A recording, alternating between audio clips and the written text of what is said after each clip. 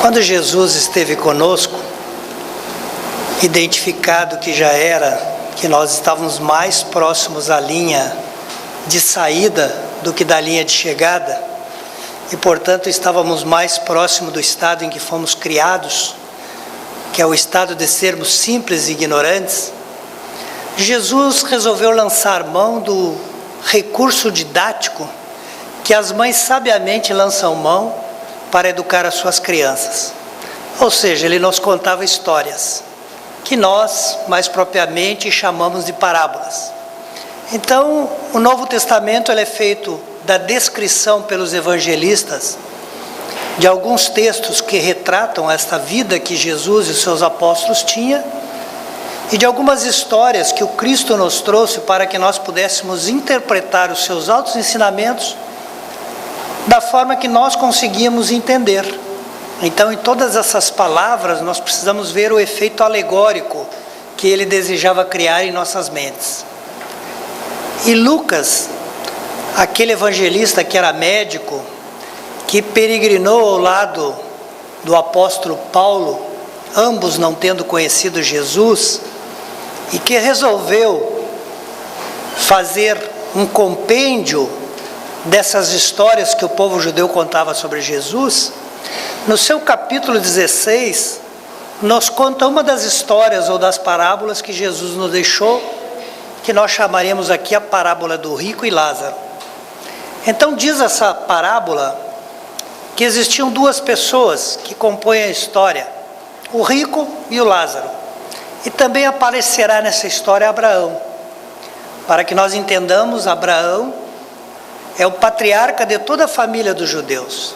É uma figura, provavelmente aquele que representa o início desse povo, quando começa a se caracterizar pelo monoteísmo, ou seja, a crença no Deus único. E todas as histórias associadas a esse povo, e a essa crença, essa certeza da existência de um só Deus, falam exatamente das promessas que esse Senhor fez, para que esse povo, então, obedecendo e mantendo sempre a crença nesse Deus, alcançaria a terra prometida.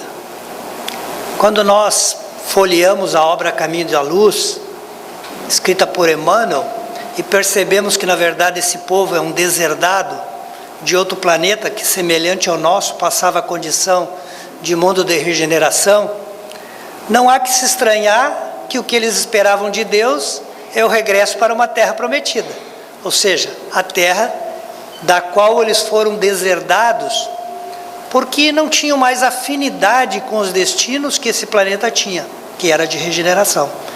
Então precisaram eles estagiar em terras menos favoráveis, no caso o nosso planeta, que se engatinhava nos primeiros momentos de prova e expiação, para que ali fizessem, junto com o povo que aqui fazia suas primeiras encarnações, a sua evolução. E especificamente nessa história, conta-nos que o rico vestia finamente as melhores roupas, de linho, de seda, e comia abastadamente e vivia em regalos, ou seja, desfrutando os prazeres da vida. Enquanto isso, Lázaro, que era pobre e doente, cheio de feridas, ele se acomodava ao portão da residência desse rico e se contentava em comer aquilo que ele dispensava, ou seja, com o lixo que ele fazia das suas alimentações. Então Lázaro se alimentava daquilo. E diz a parábola, ele era tão cheio de chagas que os cachorros do rico vinham lamber as suas feridas. Ocorre que Lázaro desencarnou, e Abraão veio e buscou Lázaro para habitar com ele no seio dos anjos. Ocorreu que o rico também desencarnou, morreu. E esse foi levado, nas palavras do Cristo, para o Hades. O Hades, na verdade, é uma figura de linguagem de Jesus, porque o Hades era o mundo dos mortos na mitologia grega. A mitologia é o estudo dos mitos, ou seja, o estudo daquelas histórias que não são verdades. Mas nós sabemos que o povo grego, na sua cultura, é rico em mitologia. Então, para eles, as pessoas desencarnavam, pagavam o tributo né, que era pago em dinheiro, para que eles então fossem ou não para o Hades. E ele diz então que esse rico foi para o Hades, ou seja, para a terra, onde lá ficavam os espíritos que não tiveram êxito na sua existência. Ocorre que esse rico, em determinado momento, olhou para cima, e quando ele olhou para cima, ele viu lá o Lázaro, ao lado de Abraão, desfrutando o reino dos céus, desfrutando o melhor que tinha na vida após a morte. E ele então pediu para Abraão que pudesse permitir que o Lázaro molhasse o dedo dele na água e viesse colocar na sua língua, porque ele sentia muita sede, né? A figura de linguagem que nós temos para a vida após a morte, quando a vida após a morte não é boa, é sempre o fogo, né? Então, o Hades também era uma terra muito quente, com muito fogo. Abraão lhe respondeu que não era possível, que o rico já tinha recebido o que era de bom na terra, enquanto Lázaro só tinha tido sofrimentos. E mais, mesmo que quisesse, quem estava do lado de lá não podia passar para o lado de cá. E quem estava do lado de cá não podia passar para o lado de lá. É novamente uma referência à mitologia grega, né? Dessa impossibilidade dos dois lados se visitarem.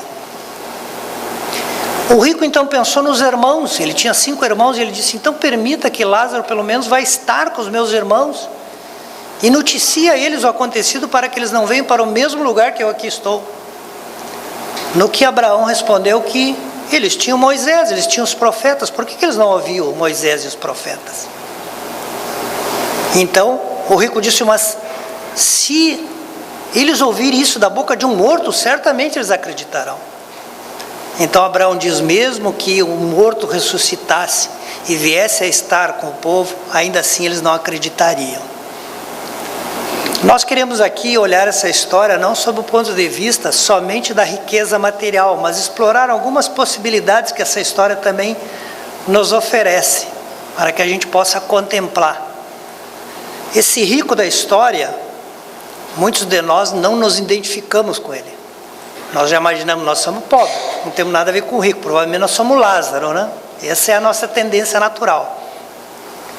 Mas veja que o rico da história, ele também não era tão rico, né? Ele tinha uma boa vestimenta, comia bem, tinha uma casa própria, ele já era rico, né? O pobre dessa história não tinha nada, ele revirava o lixo, ele revirava os restos. Então muitas vezes nós nos consideramos e nos colocamos na posição de pobre, é a primeira possibilidade que nós temos que vencer para entender esse ensinamento do Cristo. Na verdade, nós temos que nos considerar ricos, porque a riqueza não é só a parte financeira. E também porque a parte financeira, muitas vezes, para nós, especialmente os brasileiros, ela não é tão rude como em alguns outros locais. Eu citava anteriormente, na outra exposição, uma propaganda que tem na televisão dos Médicos Sem Fronteira, que sempre me cala muito quando eu vejo aquela mensagem, aquela propaganda que eles fazem, né? Porque lá a gente vê realmente a miséria, né? Uma miséria que a gente tem mais dificuldade de ver no nosso país. Lá as pessoas morrem de fome e algumas morrem de sede, porque não tem água. Não tem água potável. Nós vivemos num país que tem a maior reserva de água potável do mundo. Por isso nós temos também uma agricultura muito farta. Então, independente da nossa condição financeira, nós até na rua apanhamos uma fruta, ninguém se importa e a gente come. Essa não é a situação de muitas pessoas que estão sobre aqui.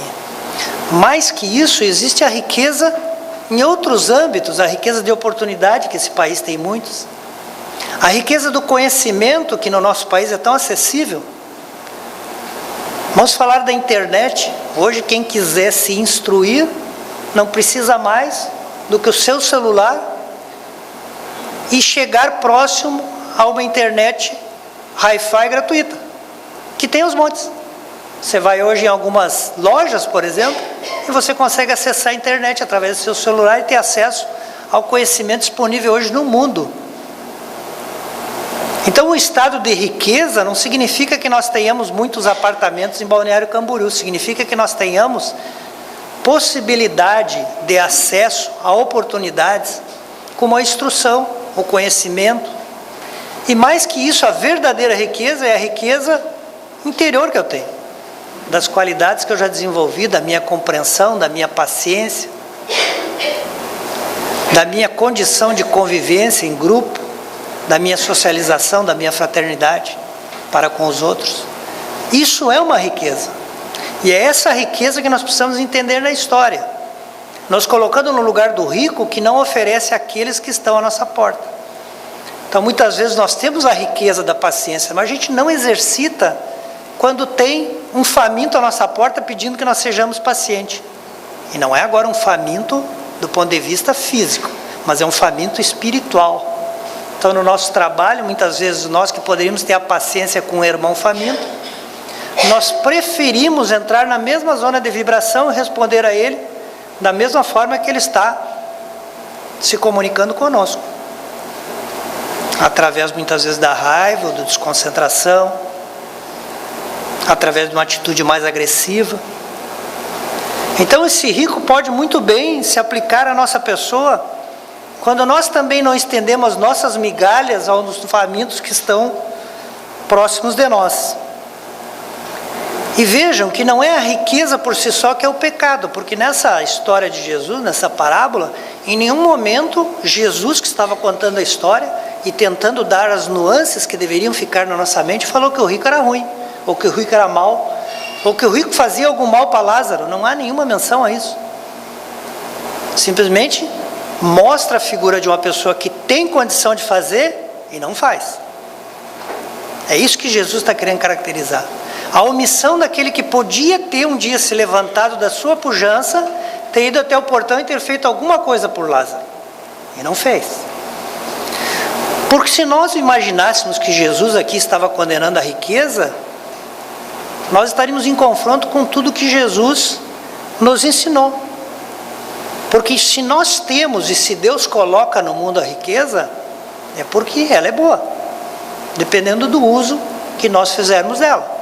É por isso que o Evangelho, no capítulo 16, quando fala de não pode servir a Deus e a Mamon, e Mamon na tradução é dinheiro, não se pode servir a Deus e ao dinheiro ao mesmo tempo. É isso que o Evangelho está dizendo. Lá abriu-se um capítulo para falar da utilidade providencial da riqueza. E lá diz, para os grandes empreendimentos é necessário grandes somas de dinheiro, grande riqueza, porque senão o mundo não avançaria. Então não há nenhum problema em se ter condição, em se ter a riqueza. Nós falar da riqueza intelectual, não tem nenhum problema de alguém ser mestre, doutor, pós-graduado, ter várias faculdades. Mas isso tem que ter uma utilidade providencial, ou seja, uma utilidade que esteja alinhada com a providência divina. Porque tudo que nós temos é por concessão e misericórdia do Pai. E algumas coisas que nós achamos que temos, nós não temos. Então quando uma pessoa diz, eu sou muito rico, você é? Então leva, depois que desencarnar. Acha alguma gaveta onde você vai enfiar isso para levar para o outro lado, não é seu. Não lhe pertence. Se você não pode levar, não lhe pertence. Deus lhe deu a concessão de dispor sobre aqueles bens que continuam de Deus, para que você dê uma utilidade. Então ser rico não há problema nenhum, é uma prova. É difícil, porque você está mais tentado aos prazeres do egoísmo. A maioria das pessoas diz assim, nas suas orações, maioria não, algumas pessoas vão ser justas. Senhor, me ajuda, que eu ganhe na loteria esportiva, vou para ajudar muita gente lá que vai lá na casa de Jesus. Depois que ganha, não passa mais nessa rua, passa na de lá para não lembrar a promessa que fez. Então a questão é essa, qual a utilidade que eu vou dar para isso? Todos nós aqui que amamos nossos entes amados, alguma vez nós pedimos que Deus providenciasse para nós algum recurso, para que a gente pudesse dar aos nossos entes amados um bem-estar. E nisso não há nada errado. Errado é se a gente, depois de ter, não dá o bem-estar para os bens amados que, né? Ou a gente dá e diz, eu estou te dando, mas lembra que é eu que estou te dando, não é você que está dando. Se uma família é beneficiada com a felicidade de ter recursos, é porque Deus quer beneficiar a família inteira, não se trata de um só. Um tem que ser o canal por onde esse dinheiro caminha para toda aquela família. Então, quando aqueles que representam o sustento da família se tornam odiosos dentro de casa, dizendo, é eu que tenho dinheiro, vocês tudo têm que fazer minha vontade. Ele está infringindo a lei de Deus. porque não é dele. E não é por acaso que ele tem aquela família. Talvez quem tenha mérito realmente daquele dinheiro seja uma pessoa que não tem nada a ver por onde está vindo o recurso. E ele só está sendo beneficiado porque aquela pessoa está na família. Uma esposa, um filho, alguém que precise, que está ao lado dele e vai ser beneficiado. E a pessoa pensa que é para si, que Deus deu para mim. Então, eu posso exercitar meu orgulho livremente porque esse dinheiro vem através das minhas mãos. Então, o que é realmente nosso são outras coisas que nós realmente levamos para lá.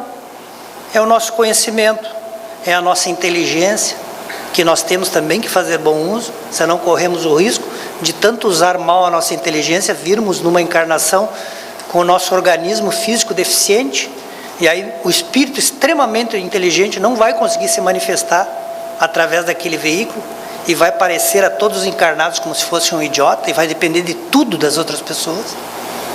As nossas virtudes, que são nossas, que nós podemos também, esta riqueza, colocar à disposição daqueles que necessitam dessas riquezas que nós dispomos. Podemos colocar à disposição daqueles que precisam de perdão, daqueles que precisam de carinho, de compreensão, de fraternidade, de amor, de benevolência, de caridade moral. Que o que diz o Evangelho sobre a caridade moral? Caridade moral é vos suportar-vos uns aos outros. E esse suportar tem duplo sentido. Primeiro é nos suportar no sentido de nós suportar o erro alheio, a dificuldade alheia, porque ela também é igualzinha à nossa. Tem uma prova que é inconteste de que todos estamos na mesma situação. Todos nós vivemos exatamente no mesmo mundo. Se uns aqui fossem mais evoluídos e os outros menos, uns moravam aqui e outros não. Outros moravam em mundos que eram menos ou mais evoluídos de acordo com a sua condição. Se estamos aqui, todos estamos lutando com as mesmas dificuldades, com as mesmas deficiências. Então, primeiro, a gente tem que aprender a suportar o outro, porque aquela é a nossa condição. E aquele irmão é o exercício real que eu preciso praticar para que eu me torne merecedor de subir com Abraão para o reino dos céus, usando a figura de linguagem da nossa parábola. Senão eu vou para o Hades. Mas também é o suportar no sentido de dar suporte. A caridade moral é também dar suporte para que os outros possam também experimentar, ter oportunidade, realizar. O que mais não são os pais dos filhos senão o suporte. A criança nasce, ela não sabe nem falar. Se os pais não derem suporte, ela não vai aprender. Ela não sabe caminhar. Se os pais não tiverem aquela paciência, ficar pegando pelas mãozinhas, e cai, levanta de novo, e cai, levanta de novo. Os filhos não sabem como viver nesse mundo. Por obra da misericórdia divina, nascem nessa condição para atrair a atenção dos pais, o carinho dos pais, para que nós possamos exercitar a caridade moral. Então, a nossa riqueza pode muito bem ser levada ao próximo, não através da riqueza material, mas através da riqueza espiritual. Portanto, eu imagino, e aqui é um exercício meu, vocês podem não concordar, que esta lição que Jesus nos traz e nos mostra, revela algumas coisas que precisam ficar fixadas em nossa memória. Primeiro, nós temos que ter menos preocupação e fazer menos esforço para satisfazer unicamente o nosso egoísmo, o nosso desejo material, a nossa cobiça, o nosso orgulho, porque parece que ele descreve o rico assim. Uma pessoa que só se preocupa com ela, egoísta. Então a gente deve ter menos preocupação com isso.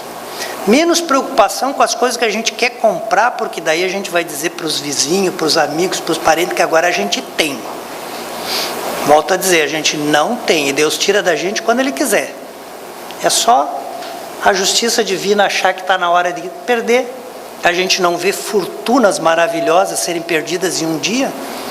Não é nosso caso, mas tem gente que perde alguns bilhões de dólares numa noite. Porque Deus é que sabe quem tem, quando tem, quanto tem. Também fala que a gente não pode negligenciar os nossos deveres com a solidariedade para com os outros. E aqui esta colocação também está expressa na natureza. A natureza é solidária. Para que nós tenhamos o Sol e o dia, o planeta Terra precisa do concurso da Lua e do Sol. Para que a planta germine, ela precisa do concurso da água, da terra, do Sol. Para que alguns animais possam crescer e se tornarem fortes, precisam do concurso do vegetal do que ele se alimenta. Para que a Terra não entre em convulsão total e não saia batendo nos outros planetas, ela precisa de uma harmonia que só é garantida pelos outros planetas. Então, em tudo na natureza há um componente de solidariedade entre toda a natureza. Será que o homem Deus criou diferente? Criou para não ser solidário? Pelo contrário, ele criou extremamente solidário. Quando nós falamos na casa espírita de obsessor, todo mundo fica arrepiado. Meu Deus, não quero esse pessoal nem perto lá de casa. É da lei de solidariedade. Se você melhorou e seus comparsas, que logo adiante, logo ali atrás eram seus amigos de toda hora, não avançaram, você tem a obrigação de levar eles juntos. Enquanto eles não forem juntos, você também não vai, eles vão ficar pegando ali você. Esperando em cada esquina, em cada deslize, em cada palavra mal colocada, uma chance de trazer você de volta para o convívio deles. É solidário. Tudo na natureza é solidário. E a natureza é a criação de Deus. Então, tudo que Deus criou é solidário e nós também temos que ser. O nosso rico não era solidário com o Lázaro. Nós precisamos utilizar em favor do próximo as vantagens sociais que nós também temos. Falei agora há pouco da propaganda lá dos Médicos Sem Fronteira. Quantos de nós está contribuindo com um carnezinho para levar alguma saúde para a África? No entanto, a nossa nação tem uma possibilidade de se ter uma saúde muito significativa. Os índices de mortalidade infantil daqueles países da África comparado com nós são absurdamente diferentes. E nós fizemos alguma coisa? Nós nos solidarizamos? Quando a gente vê alguma coisa acontecendo na rua, o que a gente faz? A gente corre para ajudar ou a gente olha para o lado para não ver?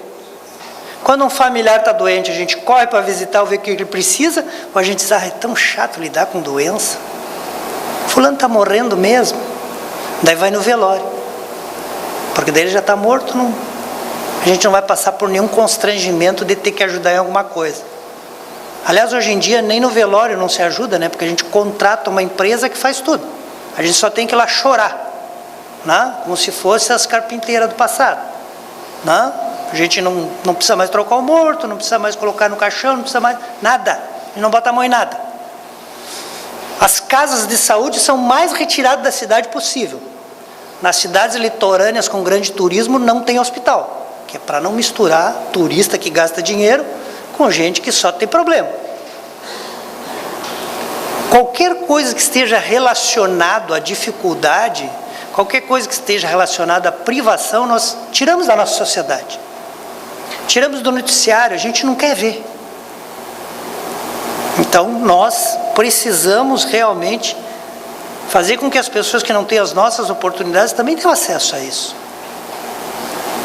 Também tenham acesso à informação, também tenham acesso ao seu melhoramento, tenham acesso ao emprego, tenham acesso à saúde.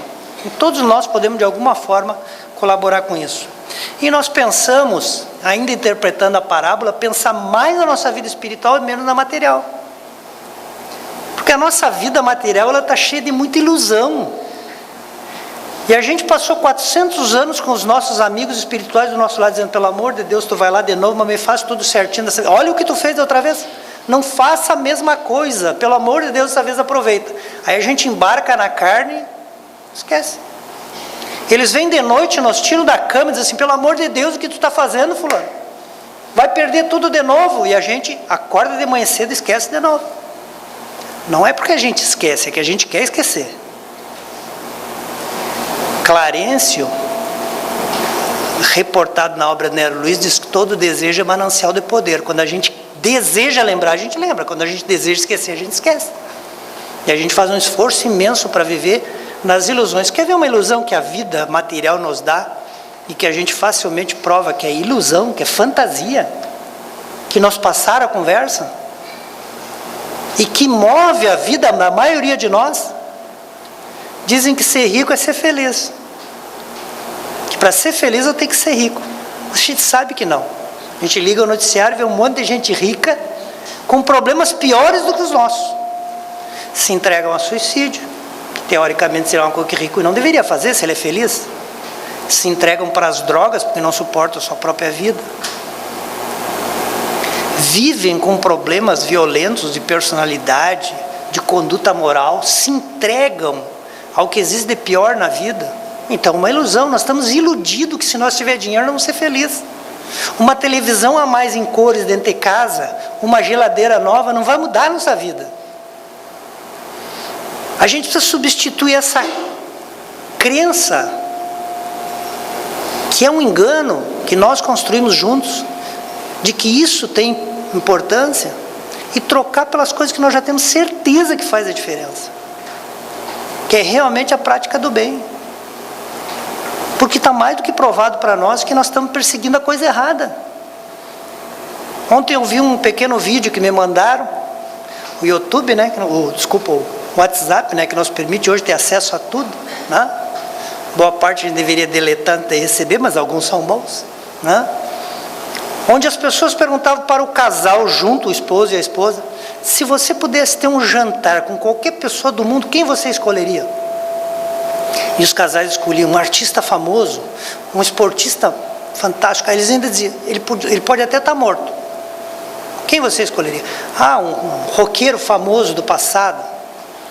Aí eles dispensaram os pais, botaram os pais na frente no monitor de vídeo e chamaram os filhos.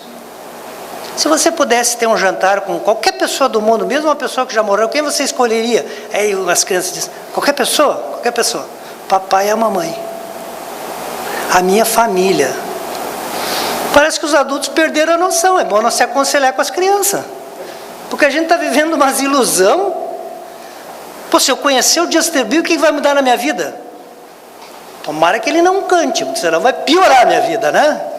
Mas a gente se ilude, acha que isso vai mudar a nossa vida. A gente pega e gasta fortunas para conhecer o mundo e não conhece nossos filhos. A gente gasta fortunas para conquistar coisas que não vão mudar a nossa vida e não gasta minutos para conquistar coisas que vão mudar a nossa vida. São fantasias. Nós vivemos na ilha da fantasia. Então, é isso que Cristo está nos chamando a realidade.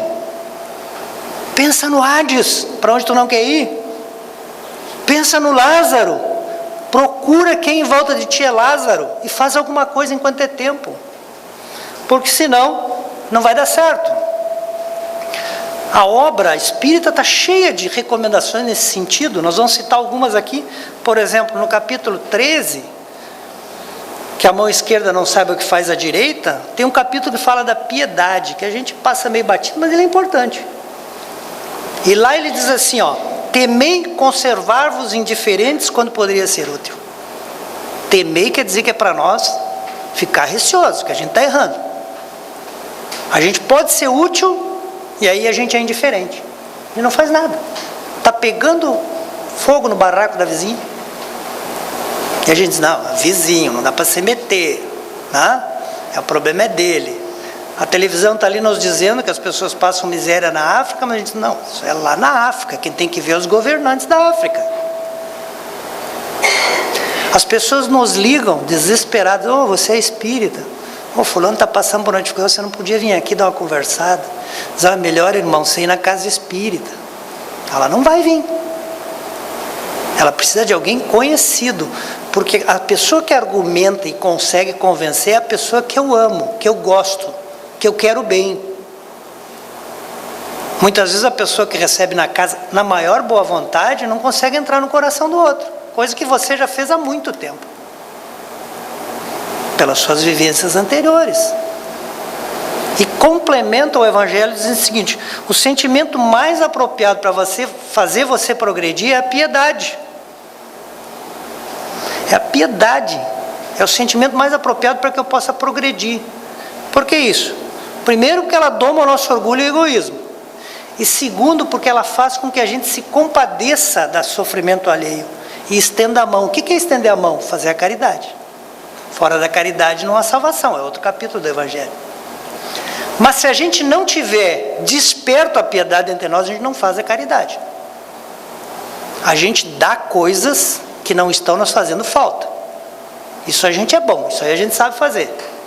Principalmente aquela coisa que a gente não tem onde guardar em casa, é legal levar para o centro, porque daí eu consigo um espaço aqui em casa que está me faltando, né? Isso não é caridade. Isso é a gente usar as coisas, mais uma vez, de forma a preservar o nosso interesse pessoal, individual. Nós não estamos preocupados com os outros, nós estamos preocupados em resolver nosso problema. Ou a gente diz assim, mas tia, eu acho que eu não vou ir realmente para uma colônia espiritual, eu vou levar uma cesta básica lá para o centro. Você tem que levar porque você conhece João, que passa a necessidade, precisa ser atendido com a tua cesta, e você precisa ir lá e ver além da cesta o que ele está precisando. A luz foi cortada, a água foi cortada, não tem gás. E a gente pensa, aqui não tem disso. Quem não conhece uma vila da nossa região aqui pode dizer isso, mas quem conhece e já foi sabe que não é verdade. Você vai entrar em muitos lares com muitas crianças que a água está cortada, a luz está cortada, não tem gás, e você abre o armário e não tem mantimento nenhum. Como é que comem? Pedindo nos vizinhos. E graças a Deus que os vizinhos pobres deles dão. Porque quem realmente tem nem sabe das necessidades que eles passam. A gente olha as pessoas na rua e julga, mas a gente não procura ver o que está se passando. Aquele que está caído, aquele que está doente, aquele que está abandonado, aquele que está sem lar, aquele que a gente diz assim, não fica no abrigo da prefeitura porque não quer. O não querer dele, por si só, revela um problema que nós podemos ajudar, porque ele deveria querer, todo mundo quer o melhor para si. Há algo mais a ser investigado e a ser tratado. Mas para isso a gente precisa, em primeiro momento, se permitir ter piedade de quem está em algum tipo de carência, seja ela material, seja ela moral, seja ela de qualquer natureza. E é isso que nós não temos nos permitido. Questão 932 do Livro dos Espíritos diz assim: por que no mundo tão a miúde a influência dos maus é maior do que a dos bons? E os Espíritos respondem: os maus são intrigantes e audaciosos, os bons são tímidos. A gente é tomado de uma timidez quando quer fazer a boa vontade, quando a gente quer fazer o bem, que nos atrasa, que nos compromete.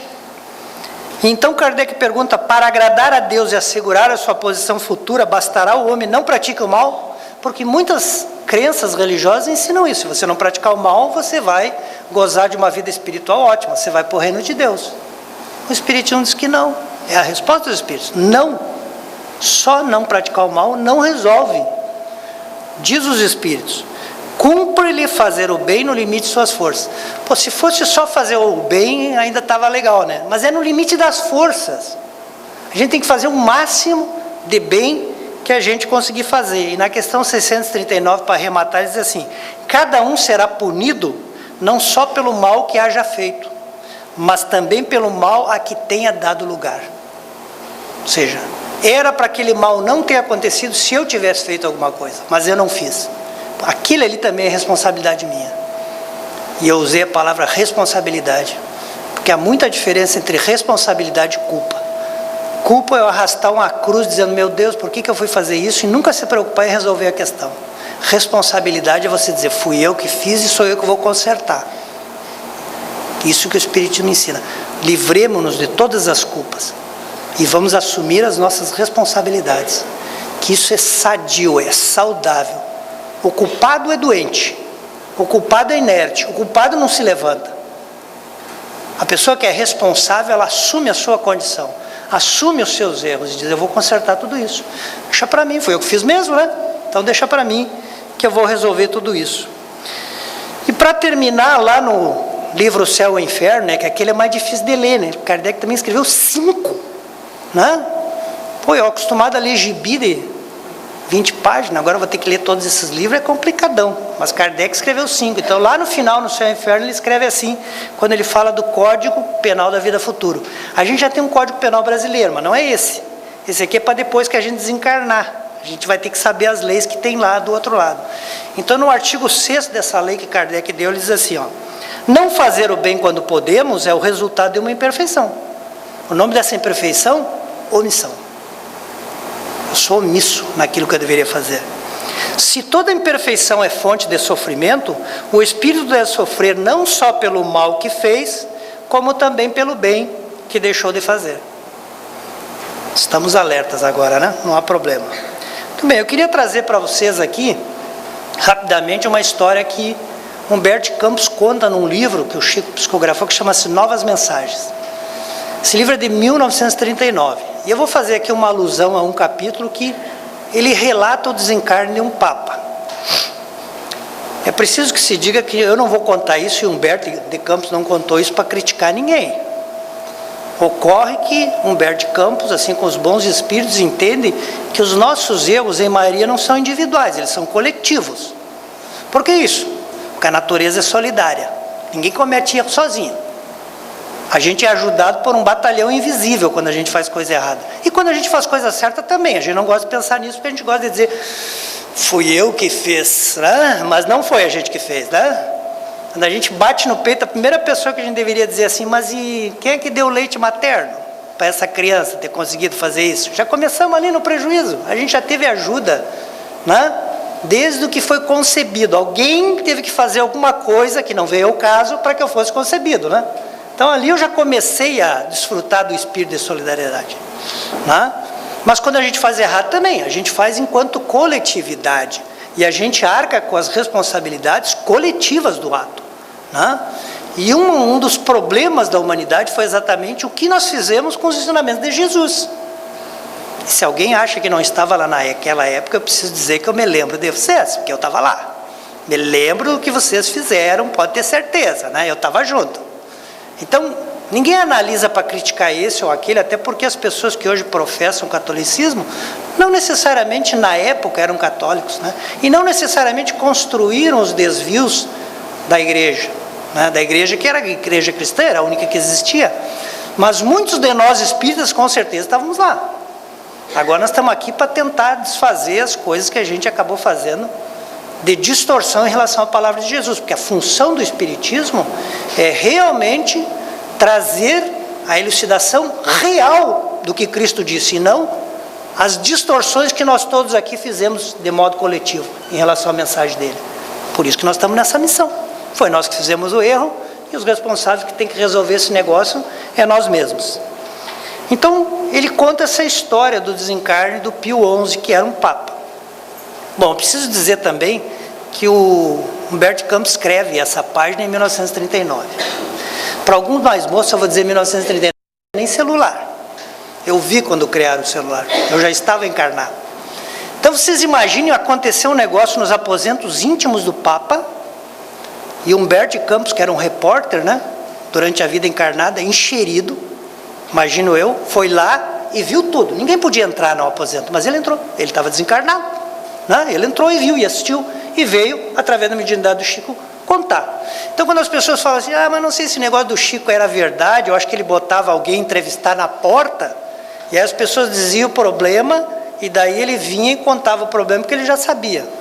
Bom, então tentem provar que esse fenômeno não é verídico e não é mediúnico, tentando me explicar como é que no mesmo ano que o Papa desencarnou no seu aposento íntimo, Chico sabia todos os detalhes e escreveu no papel, que ele não sabia, né? Quem escreveu foi Humberto de Campos. Mas para aquelas pessoas que não acreditam na mediunidade, vão dizer que foi o Chico que escreveu. Então ele faz esse relato, e para nós entender esse relato, eu vou só destacar alguns pontos aqui rapidamente, que são históricos, antes de contar a história do Humberto de Campos, para nós entendermos a história. Primeiro, aparece nessa história outro Papa, que foi Papa até 1909, foi 25 anos Papa. Esse é o Leão XIII. Leão XIII nasceu com o nome de Vicenço Pesce. Ele dá o nome na história. Vai aparecer o Pio XI, e o Pio XI, então, que é o titular da história, ele nasceu aqui em Ratti. Ambos eram italianos, tá? Nasceram em pequenas cidades da Itália. O Pio XI foi 17 anos Papa, de 22 a 39. Detalhe importante, ele foi Papa, inclusive, durante a Segunda Guerra. E até então, o Vaticano não era um Estado. Não era um Estado-nação, como é hoje, organizada com independência e soberania. Quem conquistou essa condição foi exatamente este Papa. Esse Papa transformou o Vaticano num Estado, né? Num país que nem o nosso. Então, esse foi um ato político que ele conseguiu realizar. Portanto, ele foi o primeiro realmente, vamos dizer assim, o primeiro governador desse Estado, né? Porque até então não existia. Foi o primeiro a ter, por exemplo, uma secretaria de Estado, secretários de Estado no Vaticano. Ele era até 1991 bispo, até 1921 bispo. Houve uma reunião de cardeais que ele compareceu para ajudar. Nesse dia ele saiu de bispo para arcebispo e no final da reunião de arcebispo para cardeal, no mesmo dia. No ano seguinte ele se tornou papa. Então teve uma carreira bastante rápida. Entre os dois papas teve mais dois, sendo que um Leão X e o outro Bento XIII. O Chico dá 2 detalhes sobre pessoas que estavam nesse aposento íntimo. Um deles é o cardeal Eugênio Pacelli. Ele era secretário de Estado, ou seja, ele tinha funções de Estado, mas ele também era o carmelengo, que é aquele, vamos dizer assim, o chefe de gabinete do Papa. Na época ele tinha esse cargo de carmelengo. E ele também faz menção ao cardeal Lorenzo Lauri, que também estava nos aposentos, que foi quem deu extrema-unção para esse Papa na ocasião. Muito bem, ele vai falar também da Capela Sistina. Todos nós sabemos que é uma capela que está dentro do palácio, né, apostólico, com pinturas de Michelangelo, uma capela muito bem feita, muito bem acabada, né, que serve exatamente para a escolha do Papa. Ele vai falar da Basílica de São Pedro, que é um edifício de 23 mil metros quadrados, abriga 60 mil pessoas no seu interior, né? Foi construído por Constantino, que foi um imperador romano, aquele mesmo do Edito da Tolerância, que permitiu a prática do cristianismo frente ao Império Romano. Ou seja, até ali, se você era cristão, você era infrator, porque você estava insuflando as massas a acreditar num reles carpinteiro que dizia que tinha um Deus maior do que o César, que morava no reino de Deus. Então, a partir de 303, mas com mais propriedade a partir de 324, porque ele e o Licínio, que eram o César romano no Ocidente e no Oriente, assinaram junto. Depois, para favorecer a batalha entre os dois, o Licínio revogou no Império Oriental. Em 324 ele venceu a guerra, executou Licínio, e aí então esse édito passou a ter validade em todo o mundo conhecido da época, que era exatamente o Império Romano, né? É a principal igreja de Roma, essa então foi construída quando Constantino visitou essa área. Ele descobriu um lugar onde tinha um santuáriozinho subterrâneo, porque os cristãos se escondiam para fazer as suas reuniões, que eram proibidas. E eles então ali, pelas histórias que contavam, eles imaginaram que Pedro, que foi condenado à morte, foi crucificado de ponta cabeça em Roma, eles recolheram o corpo de Pedro, e como aquela região era muito insalubre, ali não tinha construção nenhuma. Então os cristãos sabiam que ali não ia ninguém, porque ali era um lugar de se pegar doença. Então eles se reuniam ali, naquela capelinha subterrânea. Ele, então, imaginando que ali era o local onde estava enterrado o corpo de Pedro, né, o apóstolo de Jesus, ele construiu essa basílica. Desde aquela época ela está lá em pé, né, e hoje é um dos monumentos mais visitados do mundo. Muito bem. O Constantino eu falei, então foi ele e a mãe dele, Helena, fizeram boa parte dos grandes edifícios, dos grandes monumentos, e a mãe dele também é citada. Por que Constantino fez isso? Porque ele viu que o cristianismo crescia muito e isso lhe dava força como imperador. Então ele atendeu o anseio do povo para se tornar um imperador ainda mais forte. Mas foi ele também que fez o concílio de Nicéia em 325. A Joana de Ângeles diz numa obra do Divaldo, que é Estudo Espíritas, ela diz que nesse concílio, embora a história não registre exatamente isso, foram estabelecidas 2 coisas. Primeiro, o combate às ideias de Ariano, que dizia que Jesus era uma pessoa e Deus era outra. Não era a mesma pessoa. Mesma posição do espiritismo nos dias atuais, né? E também proibiu as práticas mediúnicas. Porque os primeiros grupos espíritas, todos tinham práticas mediúnicas. As pessoas, inclusive, que expunham, a maioria, muitas delas expunham mediunidades, né? Porque eram ignorantes, não tinham conhecimento por si só. Então, o plano espiritual, né, aproveitando a boa vontade deles, realizava as palestras em lugar do expositor, que muitas vezes não tinha recurso. E eles falam também da estátua de São Pedro, que está lá também na Basílica de São Pedro, todos nós podemos visitar, que é uma estátua imensa, né? A Basílica tem 340 estátuas, né? Mas essa especialmente é a estátua de Pedro, que é de bronze. Então, mais ou menos no ano 430, o Papa em questão, que era Leão Magno, ele foi enfrentar uma das maiores feras que a civilização já teve conhecimento, que era Átila o Grande. Átila com enormes exércitos. Ele foi de peito aberto, pegou os cardeal dele, levou lá e disse: você pare com esse negócio de matar todo mundo. E o Átila ficou apavorado da coragem daquele velhinho, magricelo, devia fazer aquilo e deu para trás, não quis avançar sobre Roma. Eles então voltaram para Roma, fizeram uma grande festa. Lá em Roma existia uma estátua do tempo dos romanos, que o rei maior, né, os romanos eram politeístas e também tinham um panteão similar aos gregos.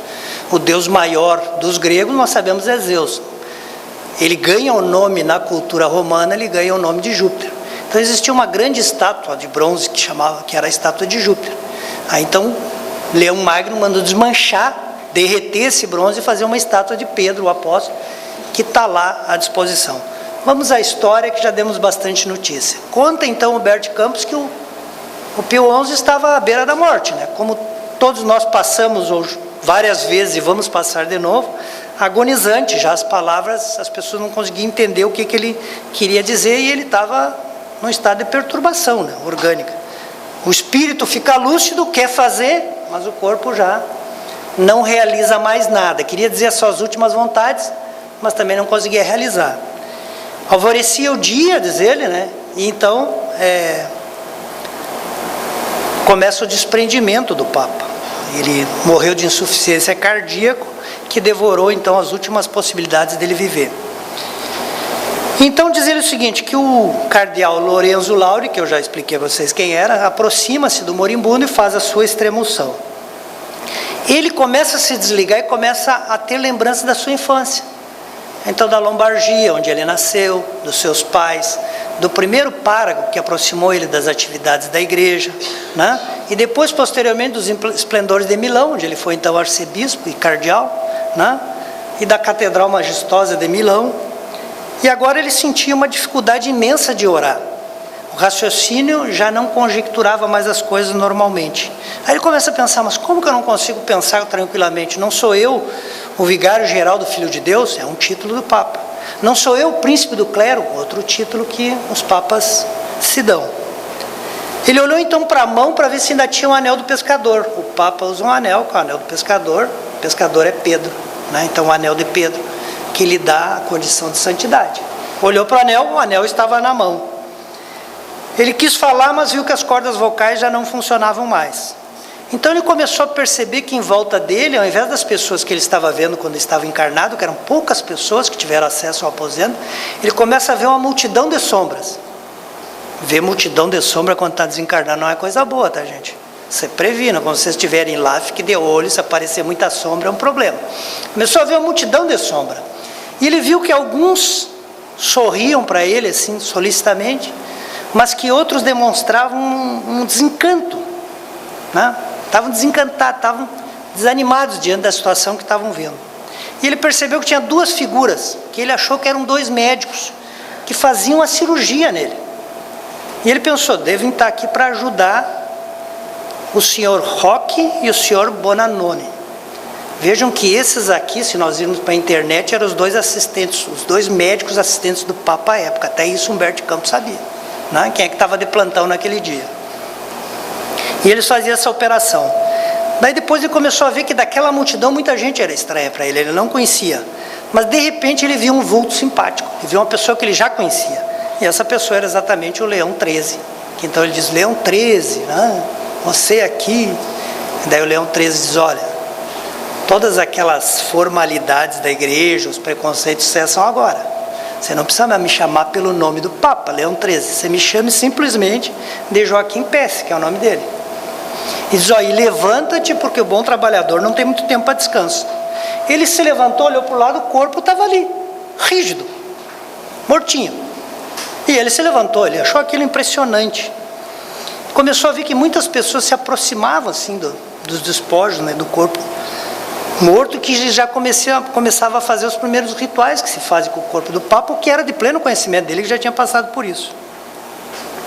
Então o Leão XIII começa a conversar com ele e diz, olha irmão, todos nós temos que passar e comparecer ante o tribunal, né, para que a gente possa ver julgados os nossos atos. Todos nós sabemos que não tem tribunal nenhum, né? O tribunal que vai nos julgar está dentro de todos nós, né? Que é a nossa consciência, né? É diante desse tribunal que a gente tem que comparecer quando a gente desencarna. Mas é difícil falar para isso para uma pessoa que ainda não é espírita, que ainda não tem esse conhecimento, né?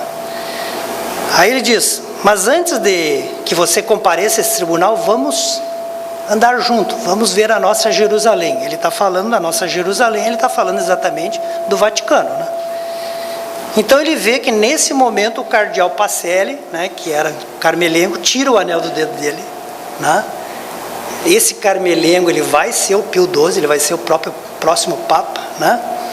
E ele então sai junto com o Leão XIII e vão primeiro à Capela Sistina fazer as suas orações, depois vão para a Basílica, onde eles se colocam ao pé exatamente da estátua de São Pedro, né? Essa antiga estátua de Júpiter.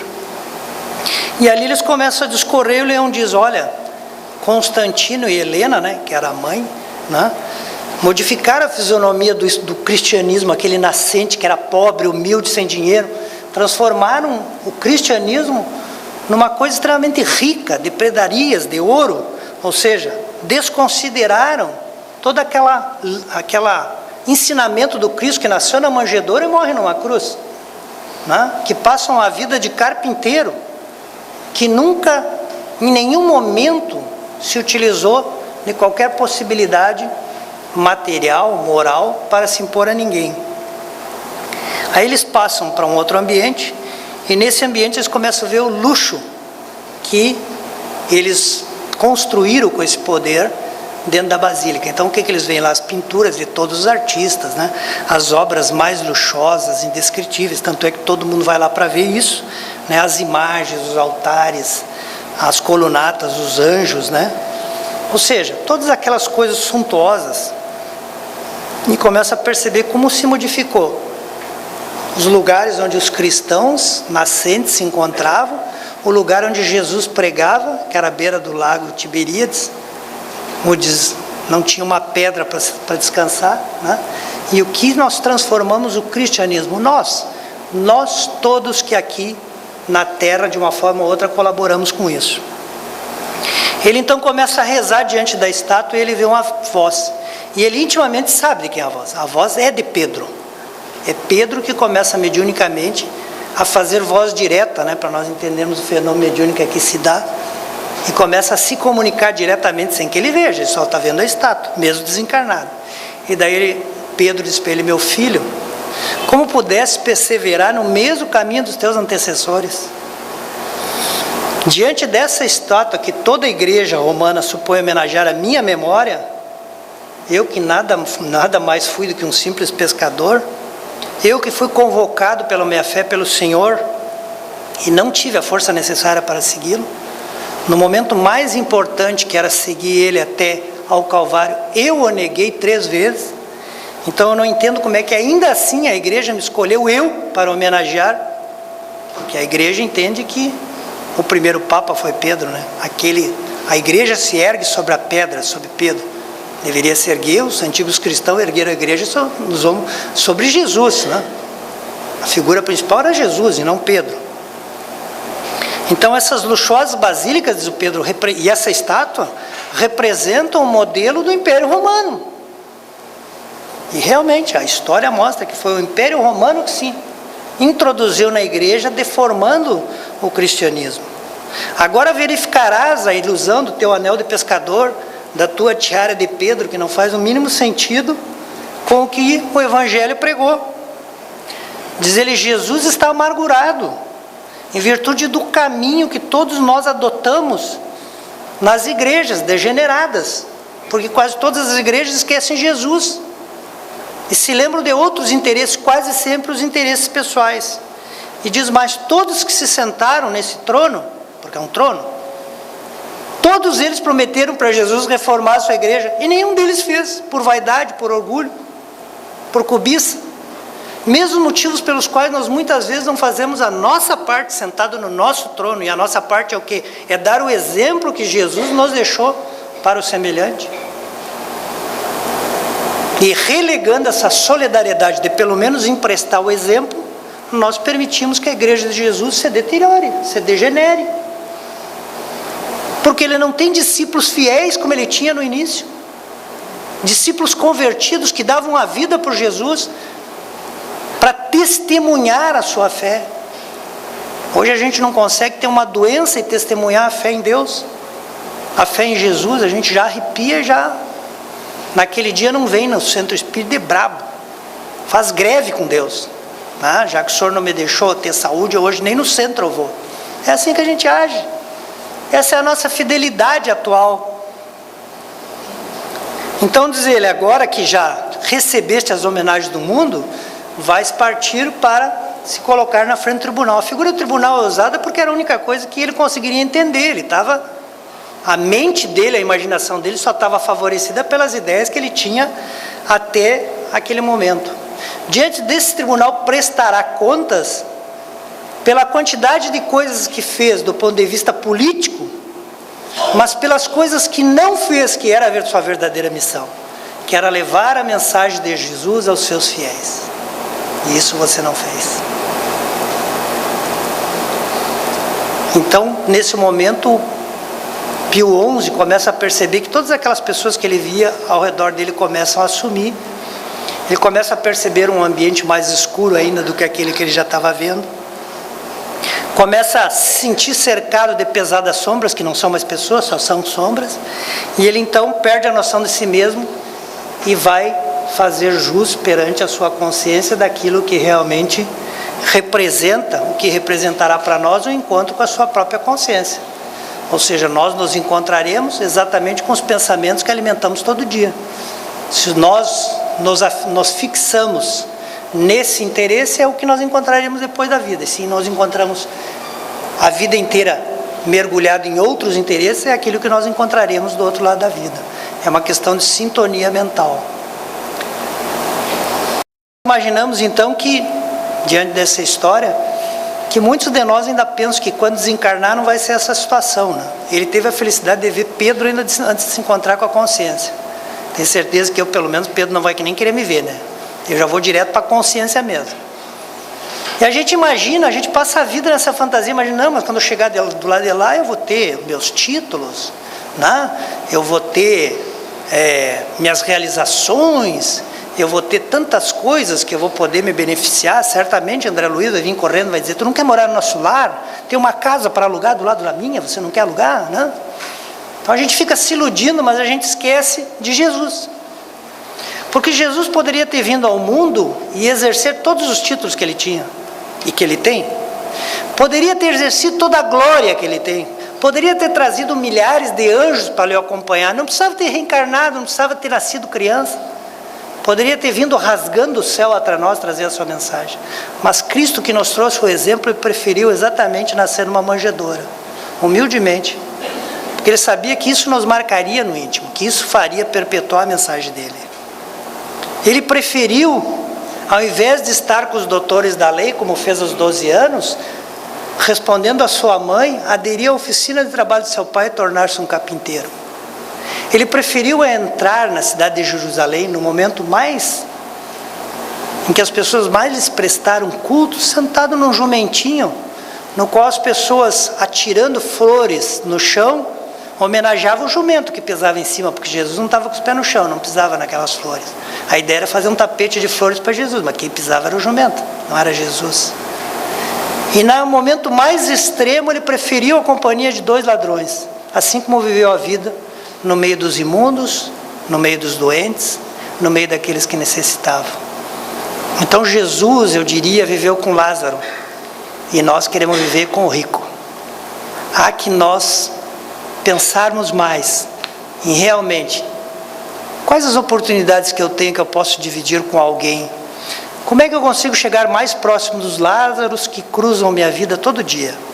E como é que eu me aproximo mais do exemplo desse grande mestre que fez o enorme esforço de estar conosco somente por piedade, por nos conhecer e saber o quanto nós ainda necessitamos.